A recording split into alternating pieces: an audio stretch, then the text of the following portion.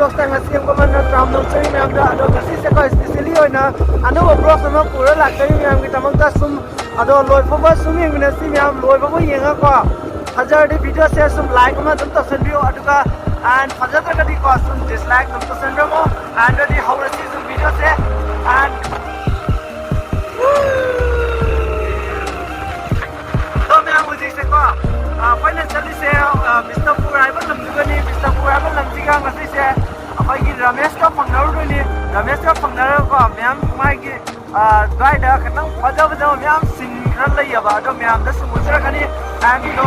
English se do huji se ko apai gi sana na gari ka thauri ba do myam English ngai ro gai thau je amang om da smile lai re myam aduga som chakra gadi am to lai khunggang ni aduga sigam kan yam so lai na usai am sai hey let's go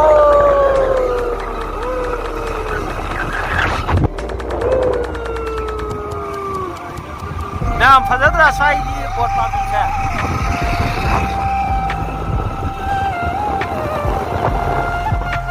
oi ri Aladini soidana nusinapa aladini malangita em duga hujik se ko asum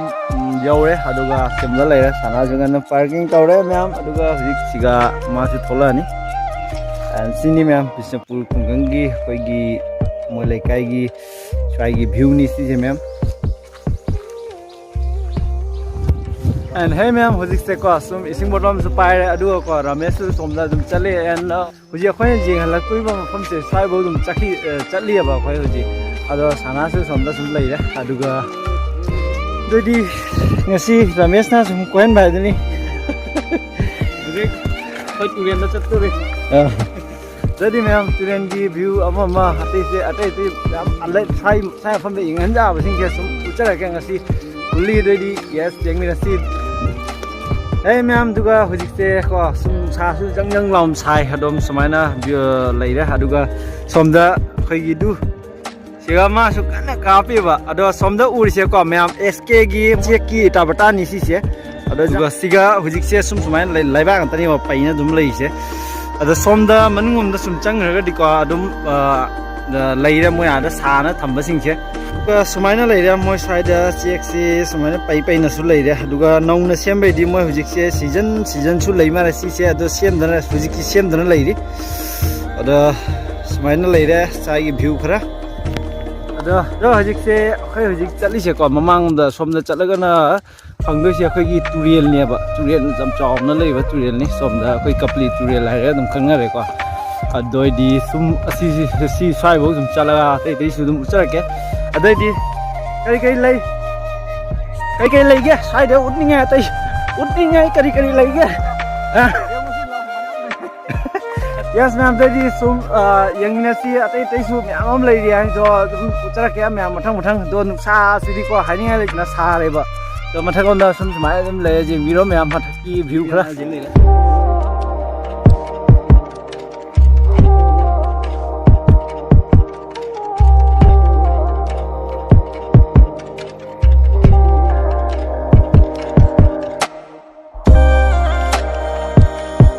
dodi myam sum hojik se ma thauri hai ba mafam se yaure jo yauna hojik se sum uchara ge myam mathang dodi yes jeng mina si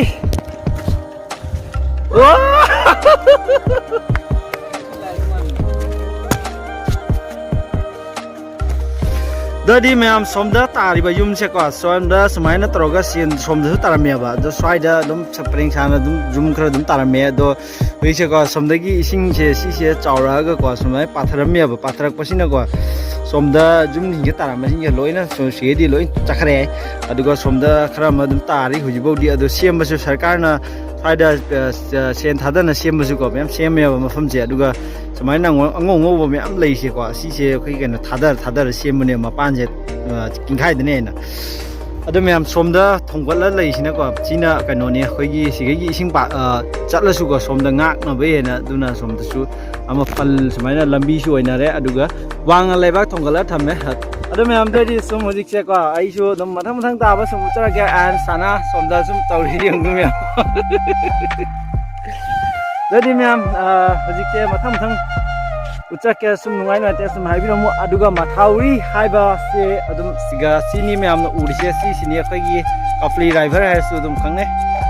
ꯑꯗꯣ ꯁꯤꯅꯤ ꯍꯧꯖꯤꯛꯁꯦꯀꯣ ꯑꯗꯨꯝ ꯏꯁꯤꯡꯁꯦ ꯌꯥꯝ ꯆꯥꯎꯔꯦꯕ ꯏꯁꯤꯡ ꯆꯥꯎꯕꯅꯤꯅꯀꯣ ꯁꯤꯁꯤꯅ ꯑꯩꯈꯣꯏꯒꯤ ꯀꯨꯝꯕꯁꯨ ꯃꯅꯥꯛꯇ ꯆꯪꯕꯁꯨ ꯈꯤꯇꯪ ꯔꯤꯛꯁꯅꯤ ꯑꯗꯣ 이러 ꯍꯩꯇꯕ ꯃꯤꯒꯤꯗꯤ ꯌꯥꯝ ꯊꯤꯅ ꯔꯤꯛꯁꯅꯦꯕ ꯑꯗꯣ ꯍꯧꯖꯤꯛꯁꯦ ꯑꯩꯈꯣꯏꯅ ꯍꯧꯖꯤꯛ ꯆꯠꯂꯤꯁꯦꯀꯣ ꯃꯊꯪ ꯃꯊꯪ ꯑꯇꯩꯁꯨ ꯎꯠꯆꯔꯛꯀꯦ ꯑꯩꯈꯣꯏꯒꯤ ꯔꯥꯃꯦꯁ ꯁ꯭ꯋꯥꯏꯒꯤ ꯌꯣꯔ ꯃꯥꯁꯨ ꯃꯥꯒꯤ ꯃꯔꯝꯅꯤ ꯁ꯭ꯋꯥꯏꯗ ꯑꯗꯣ ꯃꯥꯅ ꯑꯈꯪ ꯈꯪꯕ ꯃꯐꯝꯗꯅꯤ ꯄꯨꯔꯤꯁꯦ ꯑꯩꯈꯣꯏꯗꯁꯨ ꯑꯗꯨꯗꯤ ꯌꯦꯡꯁꯤ ꯃꯌꯥꯝ ꯀꯥꯏꯗ ꯋꯥ ꯊꯥꯞꯄꯤꯍꯦ ꯃꯌꯥꯝ ꯑꯗꯣ ꯌꯥꯝꯅ ꯐꯖꯕ ꯃꯐꯝꯗꯅꯤ ꯑꯩꯈꯣꯏ ꯍꯧꯖꯤꯛ ꯆꯪꯗꯣꯏꯁꯦ ꯑꯗꯣ ꯌꯦꯡꯁꯤ ꯃꯌꯥꯝ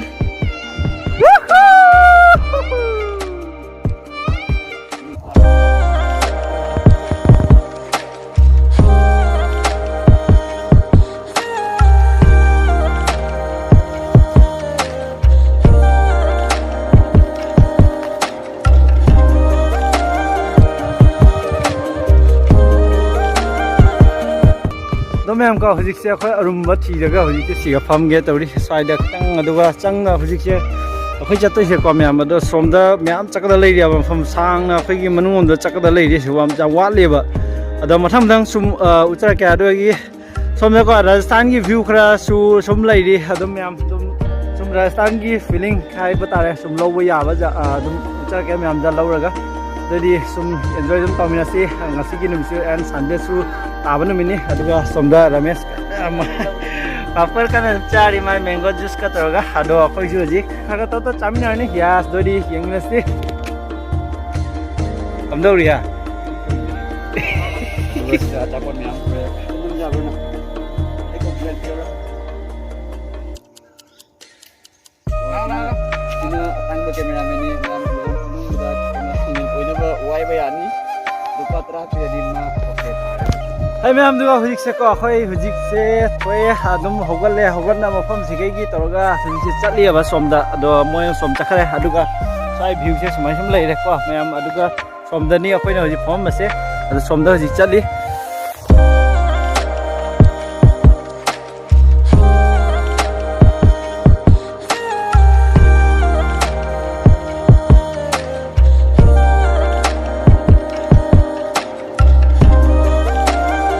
हजिसे को हाई सेलिब्रिटी सोर्से खडुम लौरे अदुगा हजिसे सुमांगोम दम चकलागा अते सु दम चके अदुगा दि यस लेंगमिनसि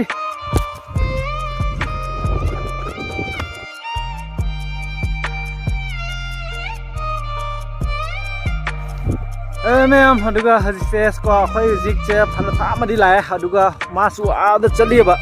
हजिसे आदा उरिसे मैम अदुम मासु आदा चलि अदुगा मैम हजि पुन्ना तरगा हजि अमुक मफम अखोई चलिसे प्योर ओइबा अखोइगी सिगा बिष्णुपुरदा nga su jam china leiba mafam adugaiदी तुरेन mateक su ओइबा अदुई मफमदनि चलिसे अदुगा हजिसे अदुई मफमदसु उचरागे अदुगाइगी सुम मथम मथंग ताबाते ति फजा फजाबा सिनक्रम सु लेरि अदुम उचरामगे म्यामदा दोदि सुम लोय फोबा अदुम यंगनेसे अदुगा हजिसे अखोई मरकता यौरेबा मरकता यौना सुमाने व्यू खरा अदुम म्याम उवा फंगे अदो हजिसे सिनी अदुगा सोमदसु फार्मर म्यामम लेरि अदुम फार्मिंग सॉइल अदुम तौरि अदो सना सोमदा लेरे अदुगा सोमदैनि अखोइना हजि लाइसे को सोमदैनि म्याम अखोइना हजि लाइसे अदुगा सोमदा चटपनिबा सोमदा चटबे सोना चलि हजिसे दो ओय मम्मे मैम दो सुम वीडियो सेमरा को हजिसे सुमाइना ओय मम्मे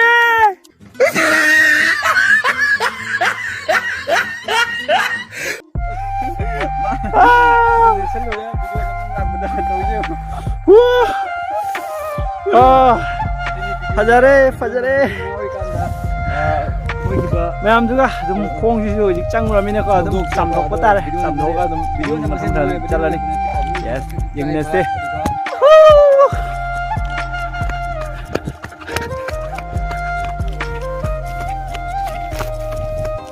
कदन चलिनो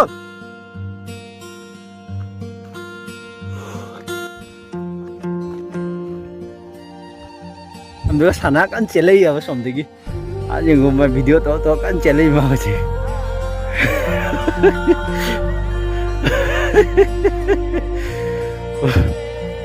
Đó mẹ bây giờ có ai cho ngài tăng sản á xe chỉ là cái ai mà mang ai là hàn chỉ là con nhiều vậy ai hàn chỉ là mà tung ra được cái gì sản á còn là some năm mà thun đã liều đấy liều ở đây có bây giờ ba cái chỉ là lại nhiều đó mẹ bây giờ hati semang đó semua cara ya đó amma đi có ada rồi mẹ ada urusan amma khác du ada chali mà thốn ta này mà sẽ phải tham mà chला mẹ ada bây giờ có mẹ ai chú ba bên số lúa đấy rồi làm gì khá bia vợ gì lại kia coi nè lạ bớt số có ngoài này là lạ cái mẹ mình ucha cái này có ada mà phẩm xe coi cái farmer cái mà phẩm số ngoài đuôi đi đã mà số phật gì ai ngay đây nó phật gì mẹ mà dùng green là ta này mà khá đã coi cái cái nó mặc xe đúng không bây giờ sẽ có mà thằng đấy anh là tôi sẽ coi cái sự Rajasthan cái feeling su ở cái đó ba mà phẩm số lấy đi coi lấy ngồi làm mà ta này rồi đúng số đúng chấm cái rồi đi swimming mình sẽ sao mẹ swimming số máy nó băng xả rồi sao sẽ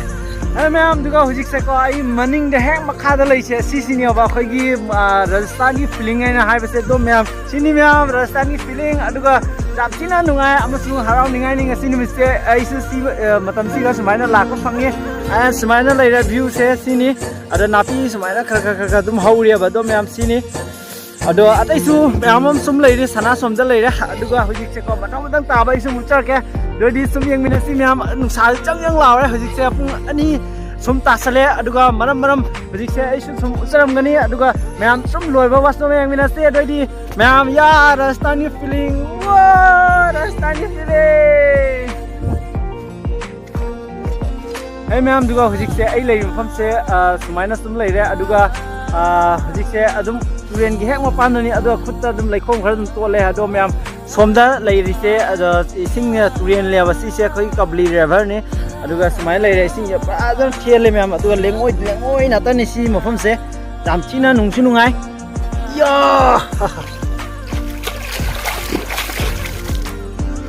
sumai lai re mem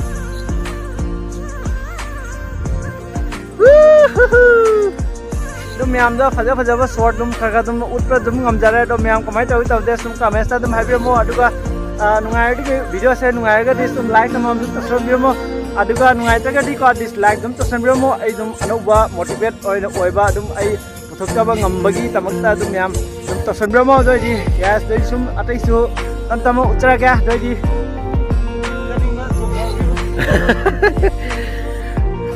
em em duga hojik se aina sum lai se ko hojik se adum siga tuel gi hek ma pan da ni ha do tuel ma pan se jarang asai gi si tamak da dum yam da ut ken dum lak da bani aduga ri se ko tuel ma pan gi hek view se mai le adom yam si lengoi se ko sum khong bur bur putha re kai no ka ising se dum chukhat na lai bin na ne adum yam sumaina sum kau khai gi kapli river se sumaina sum lai re aduga sumaina ka dum chang badi sum lai ji ai aduga ma pan su oi dum thien su thiel li aduga somda maya rom chang ha ga di ko jam thina lui na hai ri adu ising ichel su dum kalli na hai ado mathang sumaina sum kai lai ra si sana mama jare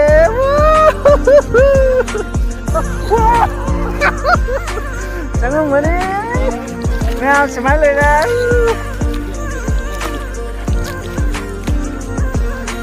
ngai he me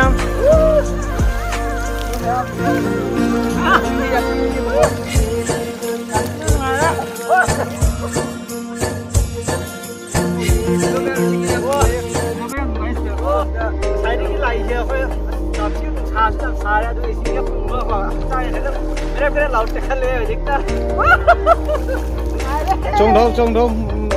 cái nó chốt là số cây đi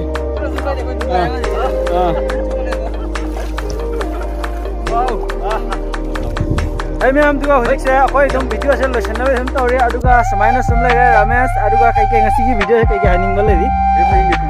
nungai ngasi moi ma'am la phase jam nungai ri ado ma su ma'am aduga jam china phale ko hel le khoi da jam china nungai ra aduga kasi se aduga nungai man hina sung ha king king lai ri sing jiga ado ma'am aduga sana di wah ma su dum ngasi se special wan pura lak ni ma so ado ma jam china nungai re ma sa harau re ngasi ni siga aduga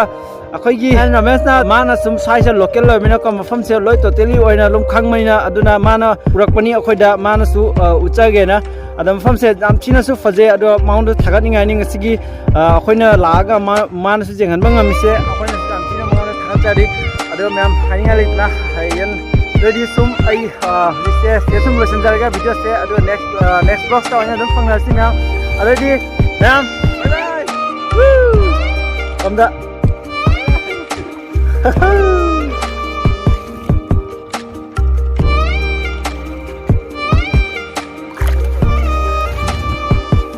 ꯑꯗꯨꯒ ꯁꯤꯒ ꯂꯩꯔꯦ ꯀꯔꯤ ꯄꯣꯠꯅꯣ ꯁꯤꯁꯦ ꯑꯩꯈꯣꯏꯒꯤ ꯑꯆꯧ ꯁꯨꯃꯥꯏꯅ ꯂꯩꯔꯦꯕ ꯃꯌꯥꯝ ꯑꯗꯨꯒ ꯁꯣꯝꯗꯁꯨ ꯁꯨꯃꯥꯏꯅ ꯂꯩꯔꯦ ꯑꯗꯣ ꯃꯍꯩꯗꯤ ꯁꯨꯃꯥꯏꯅ